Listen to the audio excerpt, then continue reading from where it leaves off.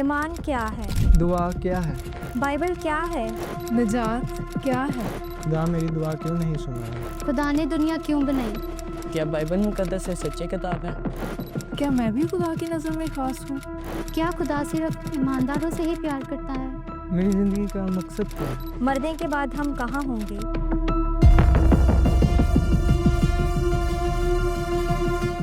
Hello दोस्तों, मैं हूं आपकी दोस्त उजाला मरियम और मैं हूं आपका होस्ट आदिश गिल।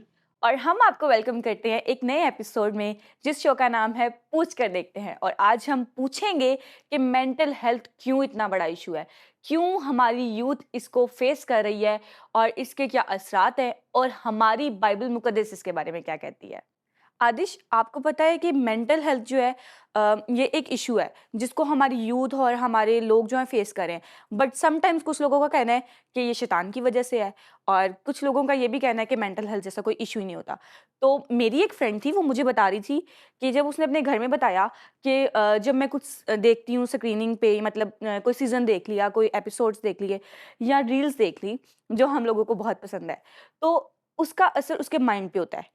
बेसिकली वो, उसको लगता है वो उसकी ज़िंदगी में हो रहा है, और उसको ऐसा लगा कि वो उसके माइंड को कंट्रोल कर रहा है और वो ये एक इशू है। बट उसकी फैमिली ने कहा फ़ोन छोड़ दो, ओवर थिंकिंग छोड़ दो, या ये जो तुम शैतानी चीज़ें देखती हो इसकी वजह से ऐसा होता है। बिल्कुल, उजाला आपने बिल्कुल सही बात की है। मेंटल हेल्थ कोई बहुत बड़ा इश्यू नहीं है जो सॉल्व नहीं हो सकता। यूएन ने भी एक रिपोर्ट दी है जिसमें उन्होंने बताया है और इसको एम्फसाइज़ किया है कि स्टेट को चाहिए कि इक्वल मेंटल जो है हेल्थ प्रोवाइड करे अपने पब्लिक को। और उसके अलावा एक और चीज़ मैंने देखी थी वहाँ पे कि जो फीमेल हैं वो ज़्यादा मेंटल हेल्थ को फेस करती हैं, और 8 में से जो 1 फ़र्द है वो ज़रूर मेंटल इश्यू को फेस कर रहा होता है। लेकिन आपके ज़हन में भी ऐसा सवाल है कि मेंटल हेल्थ क्या है, क्यों है और हम इसको क्यों फेस कर रहे हैं, और क्या ये वाक़ई कोई बीमारी है, या बाइबल इसके बारे में क्या कहती है? तो ऐसे सवालों को जो आपके ज़हन में है और आपके ज़हनी दबाव का असर बन रहे हैं, आप भी हमारे साथ शेयर कर सकते हैं नीचे दिए गए नंबर पर कॉल करके। तो आइए हम वेलकम करते हैं हमारे गेस्ट को, जिनका नाम है फादर कैसर फिरोज़, और वो कलाम मुक़द्दस की रहनुमाई से हमारी रहनुमाई करेंगे कि मेंटल हेल्थ क्या है, ये क्यों इश्यू है और इसको कैसे सॉल्व किया जा सकता है। तो वेलकम सर, हम आपको अपने शो में वेलकम करते हैं। थैंक यू सो मच कि आप आए। आपने अपना कीमती वक़्त निकाला हमारी यूथ के लिए, हमारे लिए, कि ये जो इश्यू है जो हम फेस कर रहे हैं और हमारी ज़िंदगी पे बहुत असर कर रहा है, जिसकी वजह से ये हमारी ज़िंदगी की कामयाबियों में रुकावट भी बनता है। तो मैं चाहूँगी इससे पहले हम अपने शो को शुरू करें तो आप छोटा-सा इंट्रोडक्शन जो है हमारी यूथ को दीजिए ताकि वो आपके बारे में जान सकें। थैंक यू वेरी मच उजाला और आदिश, आपने बहुत अच्छा मौजू जो है उसका चुनाव किया है, और यकीन कामिल है कि पाक 7 टीवी के इस चैनल से हमारे बेशुमार नौजवानों को रहनुमाई हासिल होगी ताकि वो मेंटल हेल्थ के जो इश्यूज़ हैं उनको भी जान सकें और कैसे अपने मेंटल हेल्थ लेवल को, वेल बीइंग को कैसे और ज़्यादा बेहतर बना सकते हैं।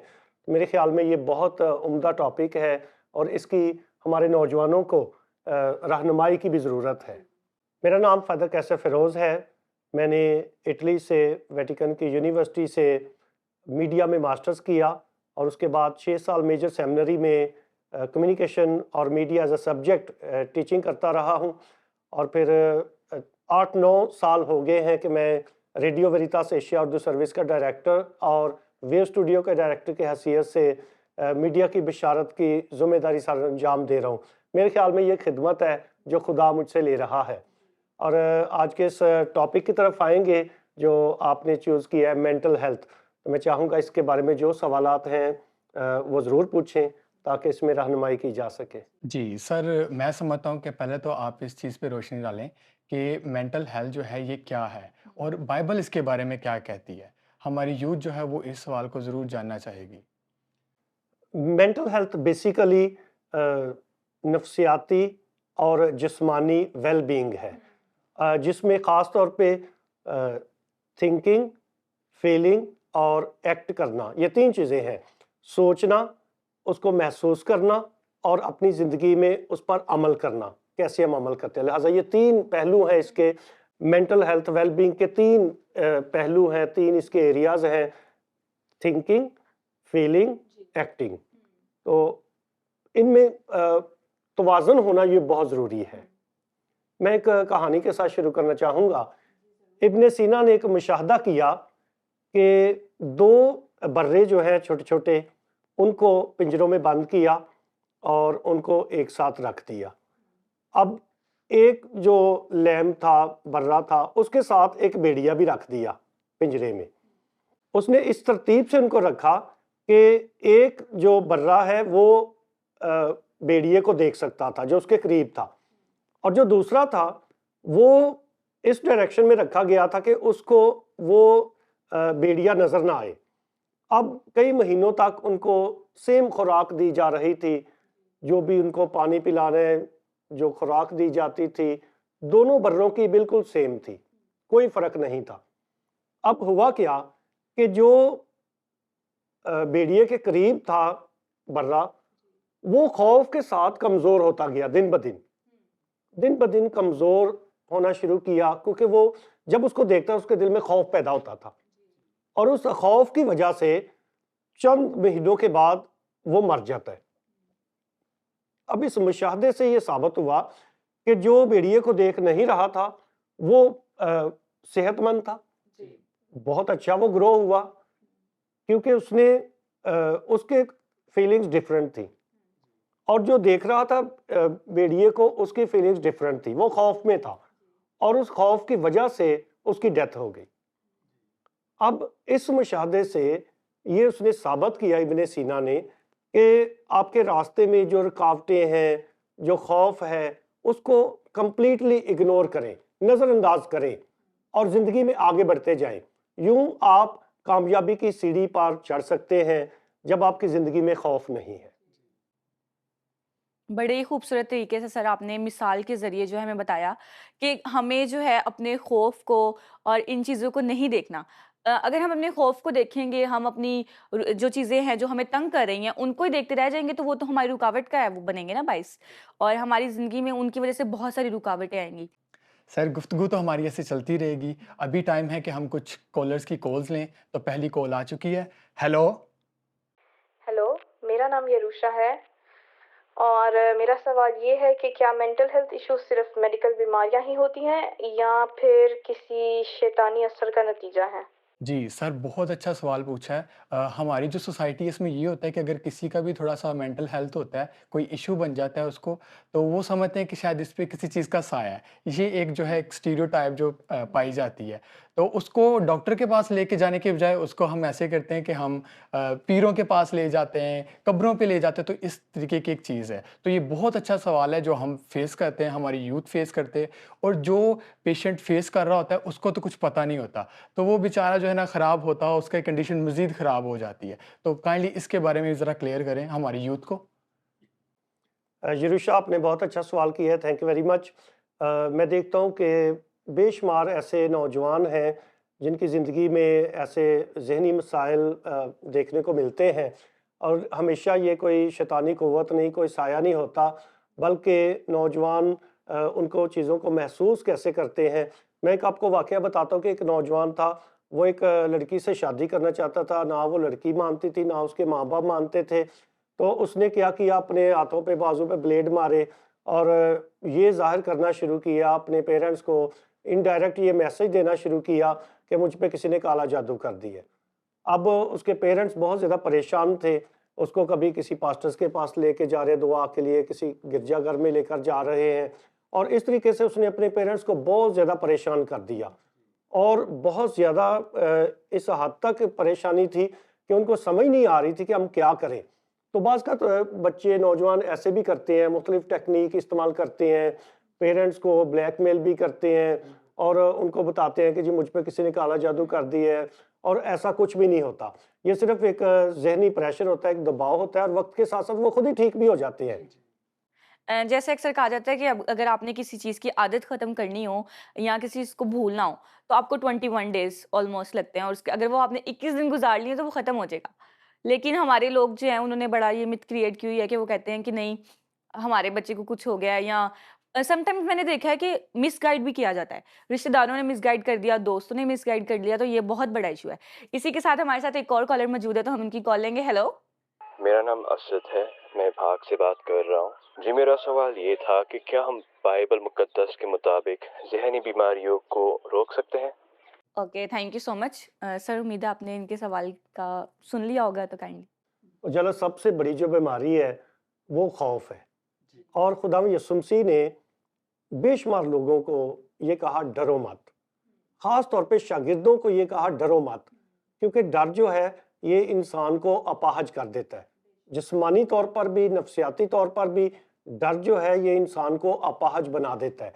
इसलिए खुदावंद यीशु मसीह शागिर्दों को कहते हैं डरो मत, और जी उठने के बाद भी खुदावंद यीशु मसीह उनको कहते हैं डरो मत, क्योंकि डर जो है ये इंसान को मफलूज बना देता है और फिर इंसान कोई भी काम जो अच्छे तरीके से कर नहीं पाता।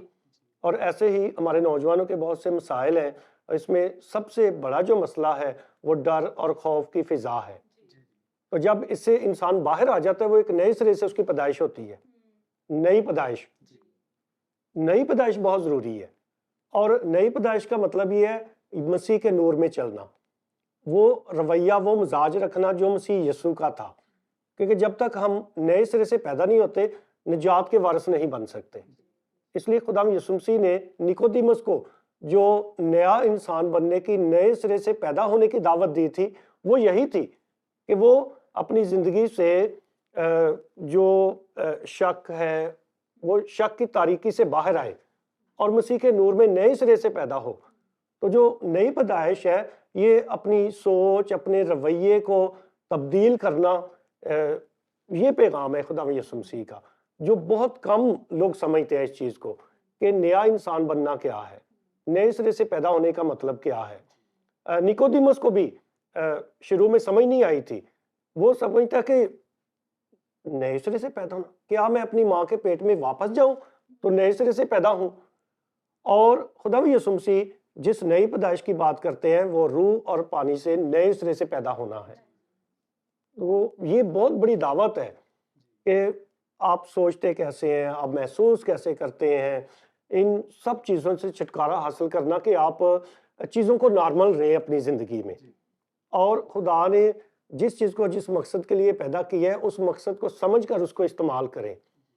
तो ये एक नई पैदाइश है कि आप यीशु मसीह पर ईमान लाकर नए इंसान बने। और बाइबल मुकद्दस से हमें हर दिन के लिए खुदा का एक वादा मिलता है, और खुदा वादों का सच्चा है। इसलिए ये जो दावत है और नसीहत भी है कि डरो मत, क्योंकि जो इसमें दावत है ये खुद इत्मादी की है, खुदा पर भरोसे की है। और जब इंसान खुदा पर भरोसा रखता है तो उसकी ज़िंदगी से डर और खौफ ख़त्म हो जाता है।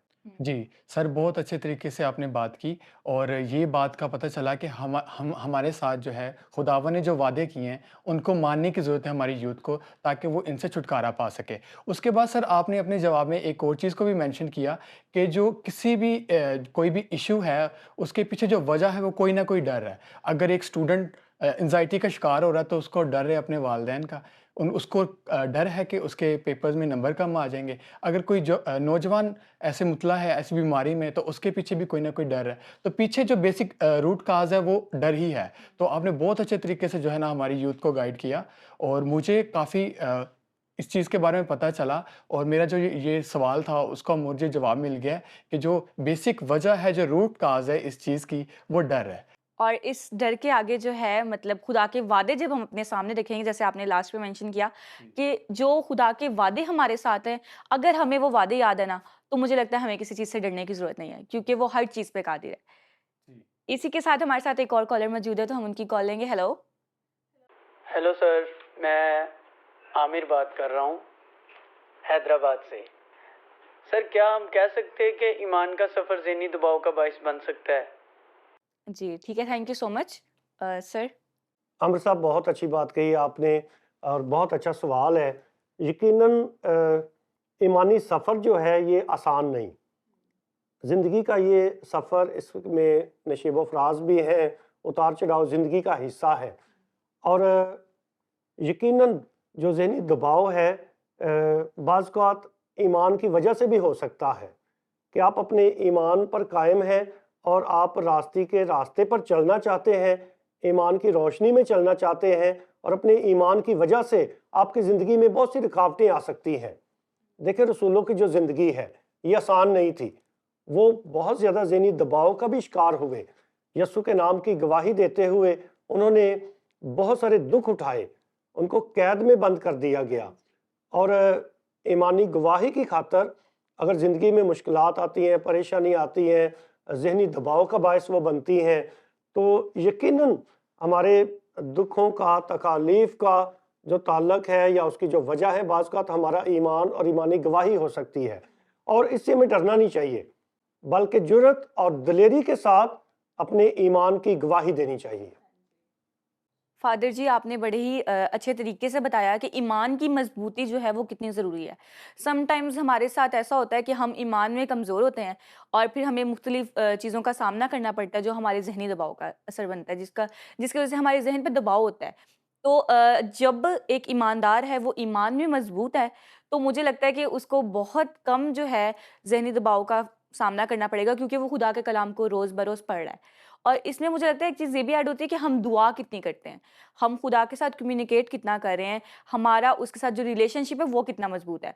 क्योंकि अगर वो मजबूत नहीं है तो ऑफ कोर्स फिर हम ज़हनी दबाव का भी असर बनेगा हमारा, हमारी बातचीत नहीं होगी उसके साथ। बहुत सारी मिसालें इससे रिलेट होती हैं कि अगर हमारे माँ-बाप के साथ हमारी कम्युनिकेशन अच्छी नहीं है ना, और उनके साथ हमारा रिश्ता इतना मजबूत नहीं है कि हम अपनी पर्सनल बातें या हम जो फेस करें वो उनको बता सकें, तो फिर हमें हर टाइम उनका खौफ भी रहता है कि उनको पता चल गया तो क्या होगा, और अगर मेरी मम्मा को किसी और ने बता दिया तो क्या होगा, उनका क्या रिएक्शन होगा और वो कैसे हम लोगों के साथ आगे बिहेव करेंगे। तो ये चीज़ें बड़ी मैटर करती हैं। फ़ादर जी, और जो कलाम मुक़द्दस है वो एक, मैं समझता हूँ कि एक मशाल है हमारे लिए, हमें हर चीज़ के बारे में बताता है। ज़रूरत है यूथ को तो बस उसको पढ़ने की और इंडिविजुअल जो है उस पे काम करने की। इसके बाद हम एक और कॉल लेते हैं। हेलो। हेलो जी, मेरा नाम रिदा है और मैं लाहौर से बात कर रही हूँ। मेरा सवाल ये है कि सोशल मीडिया किस तरह से हमारी ज़हनी सेहत पर असरअंदाज होता है। जी, बहुत अच्छा सवाल। सर, इस पे हम सोचते हैं कि सोशल मीडिया, बहुत लोगों का सवाल है कि सोशल मीडिया किस तरीके से मेंटल हेल्थ का इशू बनता है, तो इस पे काइंडली आप बताइएगा इस हमारी यूथ को। रिदा, आपने बहुत अच्छा सवाल किया है और मैं समझता हूँ कि इस सवाल और जवाब के ज़रिए बेशुमार बच्चों और नौजवानों को रहनुमाई हासिल होगी, क्योंकि हमारे जो नौजवान हैं और बच्चे हैं, ये हर रोज़ तकरीबन 6 से 8 घंटे सोशल मीडिया इस्तेमाल करते हैं।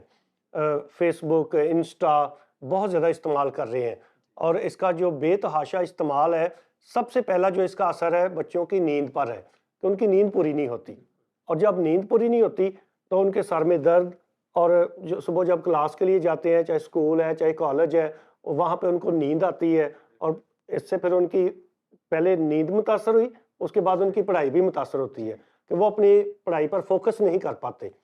स्कूल जाते हैं, क्लास में सोए हैं, ऐसे ही वापस आ गए हैं, तो इस तरीके से ना वो अटेंटिव होके टीचर की बात सुन सकते हैं, ना तवज्जो दे सकते हैं, तो डिस्ट्रैक्ट रहते हैं वो, घर में भी और स्कूल में भी या कॉलेज में भी। क्योंकि बेतहाशा जो इस्तेमाल है सोशल मीडिया का, ये बच्चों की नींद और उनकी सेहत पर बड़ा मनफी इसका असर है। तो मेरे ख्याल में पेरेंट्स की ज़िम्मेदारी है कि वो देखें कि बच्चे कितने घंटे सेल फ़ोन को इस्तेमाल कर रहे हैं। बाज़ औक़ात बच्चे माँ बाप से झूठ बोलते हैं कि जी वो टीचर ने होमवर्क भेजा है वो देख रहे हैं, ग्रुप बना हुआ है जिस क्लास में व्हाट्सएप ग्रुप बना हुआ है तो वो ये उसके लिए इस्तेमाल कर रहे हैं, और किसी ना किसी दोस्त से बात कर रहे होते हैं, तो पेरेंट्स के साथ झूठ भी बोलते हैं। इसलिए पेरेंट्स को ये हक हासिल है कि चेक करें, देखें कि इंस्टा पे क्या मैसेज आए हैं, फेसबुक पे क्या, मैसेंजर पे क्या चल रहा है। पेरेंट्स की जिम्मेदारी है उनको देखना और कंट्रोल करना। हाँ जी, फादर जी, बड़ा खूब कहा आपने कि पेरेंट्स का भी काम है कि वो अपनी औलाद को देखें वो क्या कर रहे हैं। बट अब का दौर ये है कि जो अब के बच्चे हैं ना, मतलब हमने भी बचपन में, अभी बेशक मैं यूथ हूँ, मैं बूढ़ी नहीं हुई लेकिन अपने बचपन में हमने मट्टी में खेला है, हमने बाजी खेला है, हमने बहुत अच्छा खेला है, पार्क्स में जाके खेला है, हमारे पेरेंट्स की तवज्जो हम पे थी। लेकिन अब के जो बच्चे हैं उनके पेरेंट्स का यही है कि बच्चे को फ़ोन दे दो, और बच्चे को जब पैदा होते फ़ोन देंगे, ऑफ कोर्स वो बड़ा होकर चिड़चिड़ा होगा जब आप उसको फ़ोन नहीं देंगे, और ये भी नहीं पता होता पेरेंट्स को वो देख क्या रहे हैं। इवन कि मैंने अक्सर माँओं को देखा है वो अपनी जान छुड़वाने के लिए फ़ोन पकड़ा देती हैं, जबकि मुझे लगता है कि ये बचपन से जो है ये जो चीज़ है ये बचपन से उनके दिमाग पे असर कर रही है कि वो जो रील्स देख रहे हैं और पता नहीं क्या क्या सामने आ रहा होता है। इवन के सोशल मीडिया तो है ही ऐसा कि जो आपको कंट्रोल कर रहा है। तो जब बचपन से ही बच्चों को कंट्रोल सोशल मीडिया कर रहा है तो हम उनसे क्या चाहते हैं कि हमें उनसे क्या उम्मीद है कि बड़े होकर उनके साथ क्या होगा। तो ऑफ कोर्स पेरेंट्स को इस पे गौर करना चाहिए। और जैसे आपने कहा कि बच्चे जो हैं कह देते हैं कि हमारे साथ स्कूल का काम आ गया, यूनिवर्सिटी का, समटाइम्स हम भी ऐसा करते हैं। अगर हम हमारी मम्मा कह देंगी ना कि बेटा सो जाओ, तो हमारा होता है कि नहीं फ़ोन रील्स देख लें, और आदत बन गई है कि हमने रील्स देखते-देखते सो जाना है। फ़ोन भी इवन कि ऑन पड़ा है और रील्स देख के सोना है। तो मुझे लगता है कि हमें खुद पे, यूथ को इस पे काम करने की ज़रूरत है कि हम खुद पे काम करें, खुद को कहें कि इस आदत को अपनाएँ कि हम बाइबल पढ़ के सो जाएँ, ज़्यादा बेहतर है। जो वालिदैन की बात करें ना, जो पहले के वालिदैन थे, उनकी आदत होती थी वो अपने बच्चों को सिखाते थे कि आप दुआ करके सोएं। लेकिन अब ऐसा भी नहीं होता। मैंने अब तक के जो पेरेंट्स हैं उनको नहीं देखा कि वो अपने बच्चों को कह रहे हों कि ज़िद से कह रहे हों। इवन कि मैं अपने बचपन की बात बताती चलूँ तो मेरे फादर जो थे वो कहते थे कि आप स्कूल नाश्ता किए बगैर नहीं जाओगे और दुआ किए बगैर नहीं जाओगे। और अगर आपने दुआ नहीं करनी तो आपको नाश्ता नहीं मिलना। और ऑफ कोर्स स्कूल जाने से छुट्टी नहीं करते थे क्योंकि घर में रहेंगे तो उनकी नज़र में रहेंगे। तो उनसे बचने के लिए हमें जाना पड़ता था। जी उजाला, तो मुझे लगता है कि हमारे जो कॉलर हैं वो वेट कर रहे हैं अपने सवाल के जवाब के लिए, तो हम उनकी कॉल पिक करते हैं। हेलो। हेलो, मेरा नाम सुलेमान है और मैं उकाड़ा से हूँ। क्या मेंटल हेल्थ हमारी निजात पर असरअंदाज होती है? जैसे ऐसे अफराद जो किसी दिमागी बीमारी का शिकार होते हैं, उनके लिए निजात की क्या सूरत है? जी, सर ये बहुत ही जो है एक अच्छा सवाल उन्होंने पूछा है कि हम सोचते हैं बाज़ दफ़ा कि एक इंसान जो अपने हवास में है ठीक है, वो अगर खुदा के पास नहीं आ रहा तो उसको सज़ा मिलेगी। लेकिन एक जो इंसान है जो मेंटली तौर पे ठीक नहीं है, तो उसके बारे में मतलब क्या राय होगी, क्या होगा उसके साथ? ये एक बहुत बड़ा सवाल है। तो काइंडली इसका आप जवाब दीजिएगा। बाइबल मुक़द्दस में लिखा है कि खुदा ने जो कुछ भी पैदा किया है, कायनात की किसी भी चीज़ से नफ़रत नहीं करता। खुदा हर चीज़ से, कायनात की हर चीज़, खुदा ने जो अपने हाथों से बनाया है, अपनी मखलूक से किसी से भी वो नफ़रत नहीं करता। खुदा जो कुछ भी उसने मोहब्बत के साथ पैदा किया है, हर चीज़ से खुदा प्यार करता है। इसलिए अगर कोई डाउन सिंड्रोम पैदा हुआ है, अगर पैदाइशी तौर पे कोई मफलूज पैदा हुआ है, तो निजात उसके लिए भी है। निजात सबके लिए है। चाहे कोई इंसान चाहे बाशऊर है, उसके लिए भी निजात है। और इंसान अगर जानबूझ के भी अगर गुनाह करता है, उसकी भी मुआफ़ी है। दुनिया में कोई ऐसा गुनाह नहीं जो खुदा मुआफ़ नहीं कर सकता। हर शख्स जो तौबा करता है वो निजात का वारिस है। और इसके अलावा अगर कोई अपाहज पैदा हुआ है, हैंडीकैप है, या कोई ज़िंदगी में उसके जैसे पोलियो का कोई शिकार हो जाता है कोई बच्चा, तो निजात सबके लिए है। चाहे कोई डाउन सिंड्रोम है, कोई मफलूज है, ज़हनी तौर पर मफलूज है, जिस्मानी तौर पर मफलूज है, तो खुदा की जो निजात है ये सबके लिए है। क्योंकि खुदा अपनी मखलूक से, अपने हाथों से बनाई हुई हर चीज़ से प्यार करता है, और जिसे खुदा प्यार करता है वो निजात का वारिस नहीं तो फिर कौन है? और ये बड़ा खूब कहा आपने कि खुदा जो है वो सबसे प्यार करता है। खुदा की जो मोहब्बत है वो हर एक के लिए, जिसमें कोई भी कमी है उसके लिए भी उतनी है जितनी जो बिल्कुल ठीक है उसके लिए है। और मैं कहती हूँ कि हम समटाइम्स अपनी ज़िंदगी में जो अब के दौर के लोग हैं, मैं कह सकती हूँ, और ऐसा होता है कि हम कमी की वजह से जो है किसी से मोहब्बत करना कम कर देते हैं। मगर खुदा की जो मोहब्बत है वो हमारी तमाम कमियों को, हमारी तमाम कमज़ोरियों को और तमाम गुनाहों को जो है वो एक्सेप्ट करके हमसे प्यार करता है। तो मैं कहती हूँ जैसी वो मोहब्बत हमसे करता है, हमारा बाप हमसे मोहब्बत करता है, इस दुनिया में कभी कोई नहीं कर सकता कि उसने अपना प्यारा इकलौता बेटा हमारे लिए बख्श दिया कि हम नजात पाएँ। उजाला, आपने बहुत अच्छी बात की है कि जो खुदा का प्यार है वो सबके लिए है और खुदा सबसे प्यार करता है। तो सर बातें तो होती रहेंगी। अभी मैं आपका शुक्रिया अदा करूंगा कि आप आज हमारे पास आए और आपने एक बहुत बड़े और रीसेंट जो इशू है जो यूथ फेस कर रही है उस पे बात की, और बाइबल के अकॉर्डिंग आपने उसको उनके जवाब दिए। और मैं उम्मीद करता हूँ कि हमारे जितने भी व्यूवर्स हैं, हमारे यूथ है, उन्होंने इसके वसीला से बरकत पाई होगी। Thank you so much sir again कि आपने जो है हमारी जो मेंटल हेल्थ है, जिसको हम बहुत ज़्यादा बड़ा इशू समझते हैं और हम समझते हैं कि उसका कोई सोल्यूशन नहीं है, उसके लिए जो है खुदावन की मोहब्बत को हमारे अंदर जगाया और बताया कि माँ बाप की फरमाबरदारी भी ज़रूरी है और खुदा की मोहब्बत को याद करते रहना, उसके साथ रिश्ते को मजबूत रखना भी ज़रूरी है। इसी के साथ हम चाहेंगे आपसे इजाज़त। अब हम मिलेंगे अगले एपिसोड में। तब तक के लिए अपना और अपने साथियों का ख्याल रखिएगा। और इसके अलावा भी अगर आपका कोई सवाल है तो आप नीचे दिए गए इस नंबर पे राब्ता कर सकते हैं और अपने सवाल हमें भेज सकते हैं। Thank you so much. God bless you. ईमान क्या है? दुआ क्या है? बाइबल क्या है? निजात क्या है? खुदा मेरी दुआ क्यों नहीं सुन रहा? खुदा ने दुनिया क्यों बनाई? क्या बाइबल मुकद्दस है सच्ची किताब है?